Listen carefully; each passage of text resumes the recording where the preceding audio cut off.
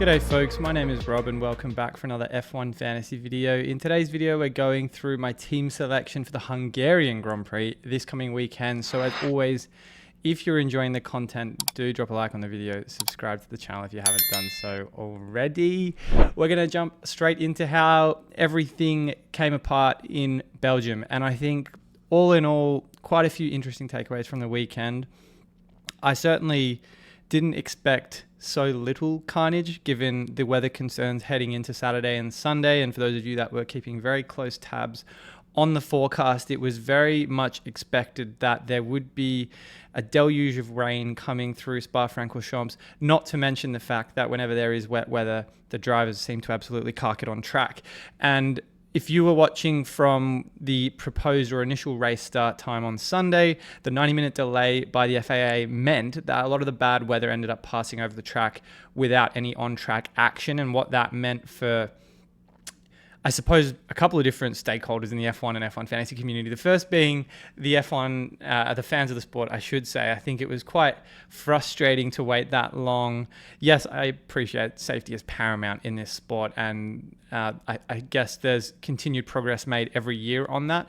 But it was quite disappointing to wait that long, not really get any wet weather action on track, particularly because all the rain had passed by that point. And another interesting thing is, like, what's the point of having wet tires in the sport if they never get used? So the intermediate running was for maybe 5 to 10 laps, if that, and then everyone was onto slicks straight away. And I think from that point on, once the initial trepidation around the wet areas on the track subsided and the risk had passed, then it was a pretty dour affair, all things considered. So I wasn't overly, ecstatic about how everything unfolded. It was a pretty boring race for the most part, and that translated to F1 fantasy as well. And I think kind of Oscar Piastri did very well to win the race, to really just kind of take a stranglehold in the drive. I wouldn't say a stranglehold, but he certainly extended his lead and made a statement win over his teammate Lando Norris, who really did struggle out there. 84 points for Oscar in F1 fantasy, another really good result for him. He's on a tear of really good performances lately in F1 fantasy. So another arrow in his bow. The rest of the team, 7 from Behrman, Alonso, and Nico Hülkenberg, and then 9 for Lance Stroll. I think, again, very surprised that there were no real template DNFs this weekend. I was fully expecting the weather to wreak havoc in that department, and especially because I didn't have the no negative chip active as well, because I used it in Miami and a lot of people did have it active. I was fully expecting with the forecast that drivers would be spinning out, crashing, all that stuff that comes with inclement weather. And so the fact that I escaped unharmed, I would consider that very lucky. It was a small green arrow as a result of that, 110 places or something to that effect. And in all seriousness, I'll take that as a win. And I know a lot of people who activated the no negative chip feel very hard done by, and deservedly so. I think the FIA, obviously they have absolutely no interest in F1 fantasy in terms of what they decide for the sport. But I think anyone who activated the no negative chip can be considered very unlucky, given obviously the fact that by the time we were underway, there was very little risk. In terms of the constructors, 93 for McLaren, 70 for Ferrari. These guys are set and forget for the time being, and I really don't see that stopping anytime soon. So, as I said, a pretty decent result, 277 points for what was the most obvious template lineup, and just sitting outside the top 5,000 out of 2.5 million. So, not too bad. One more race until the summer break, and then we can down tools and really just disconnect from F1 fantasy for a while. In terms of weekend notes, obviously talked about that already. Like, what is the point of having wet tires if we don't get to see the drivers use it on track?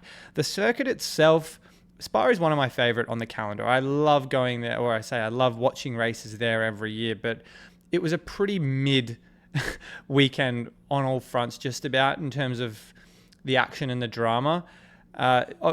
The sprint race itself was absolutely balls to the wall boring, just because of how few overtakes there were. The shortened DRS zone obviously doesn't help either. And then if you move to Sunday, as I talked about just before, it just wasn't really that exciting. And I thought it would be very much quite the opposite with the weather and kind of how Spa is historically on the calendar. But the last few years, it's been much less let's say, invigorating. And quite frankly, I really hope they're able to rectify the approach to the DRS zone at the very least. And I think for all races on the calendar, because we've got supposedly another wet weekend in Hungary, if the FIA can honestly look into kind of how they approach races with bad weather, because it's becoming less and less exciting whenever we've got rain at some of these circuits. Now on the chips, no negative. I think owners or people who used it, very hard done by, and same goes for autopilot. The 3X and the limitless chips. Now that's something I want to talk about just a little bit, because of the fact that heading into the weekend, it was a very risky play to use such powerful chips. And if anyone went down the limitless route, I know a few of the members of the community that I speak to on a regular basis did, there was very much significant upside to the people who went the triple McLaren, the triple Ferrari, and Max Verstappen. And the delta there was about 100 and something, 110 points, give or take. The same went for the 3X, and people who went the McLaren, Piastri Norris route also feasted. Now, I will say, yes, the no negative users were very unlucky. The 3X and limitless users, I would consider somewhat lucky. Ferrari were obviously helped by Lewis Hamilton coming all the way from the back. A very great drive. Let's not take anything away from that. But Hamilton himself said pretty much throughout the entire weekend it was not a great outing for him.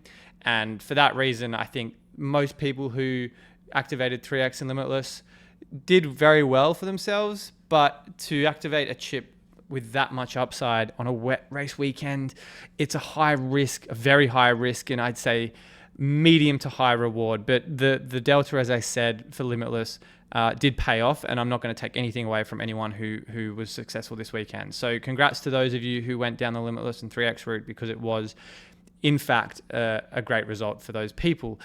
Now, for the non-chip or the template players, users, teams, it is very much narrowing at the moment for the template lineup, because drivers who have been consistent for the last couple of weeks are continuing to deliver decent results, and those that are struggling are continuing to struggle. So the available selection pool of drivers is narrowing, and it's very much indicative of what we're seeing in the F1 Fantasy Tools budget builder, which I will just pop over to in just a second. And I've plugged it on the channel. You can see here on the screen as well. If you want 50% off your first month of using the F1 Fantasy Tools premium features, you can add Hub 50 at checkout for 50% off your first month. Details of that are in the description below. But in terms of that conversation around the template narrowing, it's very apparent to me that Hulk, Lance Stroll, and Oliver Bearman are probably not going anywhere for many of us this week. And the availability of other drivers below 10 million is pretty, in terms of the thresholds for a price rise, is pretty limited. Now, Albon, I think, is a fair shout. After that, even though his price is a little higher than I'd probably be prepared to spend, Alonso needs 8 for even a minimum rise, and then everyone else is in double digits for the minimum rise. So I think there's a very likely possibility people consider the likes of Liam Lawson, Franco Colapinto, maybe in Bortoletto, because Kik Sauber have looked pretty decent of late too, for those drivers that are cheaper and just can't fall much in price at all. And I think that's what, with setting up for the 4A template in a few weeks, perhaps an approach some people may consider doing. So I'm just saying from that, it's like Hulk, Stroll, Bearman, these guys are not going anywhere. Alonso's probably a hold for some people because Aston Martin are not scrubs. And then beyond that, there's not really much to do. So I think the template for teams for this week in Hungary is probably going to be much of a muchness. And because of the fact that the 4A, which doesn't seem like it's, again, because Antonelli's struggling, a very appealing option right now. I mean, Hungary, potentially, it just depends on how Antonelli goes, which determines whether or not the Mercedes constructor is actually viable. I think with these budget building options in Hulk, Stroll, Bearman, there's no real reason to suddenly pivot away from them. So for that reason, I think it's probably at least Zandvoort now that I think Mercedes become an attractive option for our teams. And that just is very much contingent on them actually being competitive and at the front, kind of like what we saw in the early stages of the season and not so much in the last few races. So keep tabs on that. But while the likes of Hulkenberg, for instance, Behrman, Stroll are just eking out these $0.6 million increases, there's no real need to deviate from them right now. So keep in mind that moving forward, particularly with Budapest and Zandvoort, lower overtake tracks. So maybe it is worth thinking about a premium constructor. But right now, with the way Antonelli's going in particular, I think it might be a wait and see for at least one more week. Now, speaking of drivers, I wouldn't wait and see for one more week. Alex Albon and Liam Lawson, I'll quickly talk about them just in terms of how they've gone recently. Let's start with Alex Albon. 10.6 million, not exactly the most affordable driver in the B tier asset class, but his consistency for the most part this season cannot be understated. He had an absolute blinder of a year, or at least first few races to the year, where he had double-digit scores in 6 of his first 7 races, but then went on a streak of 3 DNFs between Spain and Austria. But it seems as though he's turned the corner again. Those DNFs have fallen off Albon's average. He had 12 in Silverstone and 14 in Belgium. His price is normalizing a little bit, and I think he's very much in the box seat for a price rise in Hungary if he can deliver kind of how he's been going the last couple race weekends. So yes, he's probably a asset that's targeted towards those higher budget teams with the Piastri, Ferrari, McLaren. But I wouldn't be uprooting your team for Alex Albon just because of the fact 10.6 is, a little bit of money to spend on a B tier driver. So look, I think he's delivering. His points per race are obviously affected by those 3 DNFs he had in a row, but you take that out of the equation, Albon's had a pretty good year on all fronts. So one to watch. And even though his price or his score he needs for he needs 3 points for a minimum 0.2 rise, 13 is not out of the realms of possibility for a 0.6. That's what he averages over the last 2 race weekends. So maybe if you've got some cash to splash, Albon could be an attractive option for this week. As for Liam Lawson, quite the opposite end of the spectrum here. 4.5 million and a driver that's had his moments in F1 Fantasy this season. I do think he's probably been a little hard done by the DNFs. He's had 3, in fact, this year, and a rotten start to start 2025. But when he hasn't struggled, namely the DNF in Silverstone, again in Canada, and then all the way back in Miami as well, take those out of the equation. He's had 9 most recently in Belgium, then he's had 13 in Austria, and 9 and 7 preceding that in Spain and Monaco. So Liam Lawson, in what is an improving Racing Bulls, doesn't actually feel like the worst option going around. At 4.5 million as well, I love the fact that for people who potentially are positioning themselves for the 4A in, let's call it Zandvoort, Lawson, you're going to need cheap assets to prop up McLaren, Piastri, Russell and Mercedes, and Lawson kind of fits that bill as a $4.5 million asset in a pretty strong midfield car that on his day when he doesn't DNF can actually fetch you, between 6 and 10 points. So I don't think that's bad production for a driver who at 4.5 million right now probably won't be at that price in a couple races time. He's obviously got the DNF in Silverstone on his trailing average, but once that drops off, I think Lawson is certainly an attractive option. And if you want to get ahead of that 1 week, he won't be going up in price most likely in Hungary, but if you want to get ahead of that 1 race in advance, then I think he could certainly be an attractive option for Hungary. Now, in terms of early team thoughts for Hungary and what that means for my team especially, because there's quite a bit to figure out what I want to do, the only driver to me that feels like a real risk is Fernando Alonso. I think for the reasons already mentioned, Piastri feels like a hold, Hulkenberg and Stroll and Behrman all feel like holds, and then McLaren and Ferrari just aren't going anywhere. I don't ever see myself for the remainder of the season pivoting into a B-tier constructor. And unless Mercedes suddenly become attractive, then Ferrari's probably just going to sit there at the moment. Red Bull potentially, because there was talk around Tsunoda and Verstappen, or at least Tsunoda at least getting spare parts from Verstappen's equipment pool. But I want to see performances on a consistent basis from Red Bull before I actually start considering them seriously in F1 Fantasy. And kind of by process of elimination, that's why Ferrari kind of just gets a spot in my team for most races at the moment and have done for quite a few weeks now. So we'll jump over to how the team did, or how the team is set up for Hungary. And yeah, I think having the flexibility for the 4A lineup potentially in Zandvoort, and again, that may not be possible, is just to position my team with drivers that are going to continue to rise or not change in price. Now, Alonso feels like the most obvious shift because on the budget builder, as I've pointed out before, he needs 8. Not impossible. He got close to it, but that was on a sprint race weekend in Belgium and still couldn't get to 8. He just seems like the most obvious option. Behrman, Stroll, Hulkenberg, they don't need really much at all. Behrman may not get to 9, but at least 1 point very achievable for a driver in a Haas. So for that reason, I could just do one transfer out for Liam Lawson, position myself for the 4A, give myself that transfer flexibility by rolling an extra one for after the summer break, have a bit more of an idea of how teams are shaping up after that downtime.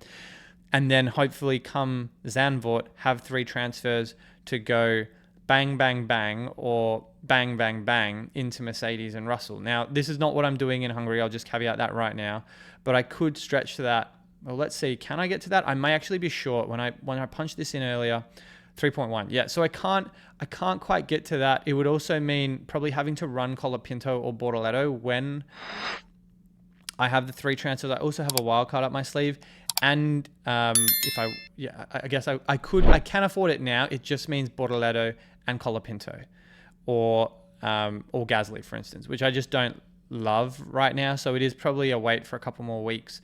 That's kind of what the team I think is going to take shape of in Zandvoort, in Hungary. But if I can just get the alignment of the page right, there's no real other moves for my team. It feels like I would really have to be forcing transfers with either a wild card or some other route if I wanted to go down a B tier constructor. Like Red Bull, I can afford in one move if I want to. I don't think I will. And then where else does that leave me? There's no real option for the 3X until we get to the sprints later in the year because it's not viable on a non-sprint weekend. And to be honest, I almost feel that would be the only reason I go a B tier constructor is if I need to use a 3X, which I just wouldn't recommend. So you want premium constructors on low overtake tracks like Zandvoort and Hungary coming up. And that's why it's really a matter of Ferrari, Mercedes or Red Bull to pair with McLaren in the next race. So yeah, again, I know this is not an exciting team selection video. I just don't feel like there's really any reason for me to deviate from 6 of these 7 assets in my team. And Alonso's really the only one, which again, feels just nice to have that transfer flexibility heading into or post summer break. 2.7 as well. Like if I need, I don't know, like Piastri won at Hungary last year as well. So I don't even feel like I need to get Norris unless maybe Verstappen puts it on pole. And again, we think there's going to be a low overtake rate at Hungary. I could do that, but I'd rather a McLaren driver almost always. And I just don't feel like there's a need to go away from Oscar. He's a great asset at a great price. So that's kind of my initial thoughts, just talking through kind of everything, in the next 4 or 5 days before or around the time my final thoughts goes out post team selection, then something might have changed, but it just feels like a very boring F1 fantasy week coming up. And that's my read of it, less than 10 hours after the Belgian Grand Prix has concluded. So guys, I'm going to leave it there for now, but if you've got other more inspired moves for your team this weekend, the last race before the summer break, let me know down in the comments below, because quite frankly, I feel like I'm out of ideas.